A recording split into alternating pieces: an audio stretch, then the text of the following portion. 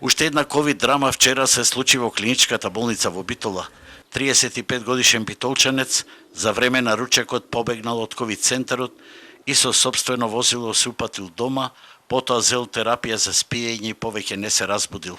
Во меѓувреме, дежурниот лекар случајот го пријавил во СВР Битола, па со полициска асистенција и екипа на брза помош бил пронајден дома во станот од комплексот на згради кај некогашната касарна, а претходно бил пријавен на 2 адреси.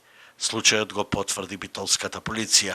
Бидејќи интервенцијата врз него била неуспешна, веднаш бил донесен во ковид центарот во интерното одделение и сите обиди за негова реанимација останале безуспешни, бидејќи имал тешка кардиореспираторна инсуфициенција и потоа престанок на работа на срцето.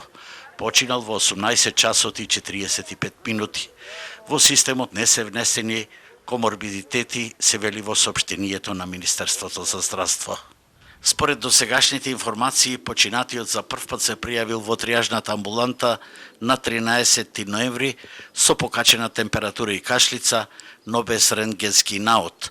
Откако состојбата му се влошила, на 16 ноември со позитивен рентген наод се констатирало дека веќе има и пневмонија, па веднаш потоа бил примен во ковид центарот, а на 17 ноември од земениот бриз се утврдило дека е позитивен на корона. Вчера се одлучил на филмско бегство и потоа се завршило со фатален крај. Зошто и како се одлучил на овој чекор, може само да се претпоставува, но факт е дека тестирањето кај овој пациент било задоцнето.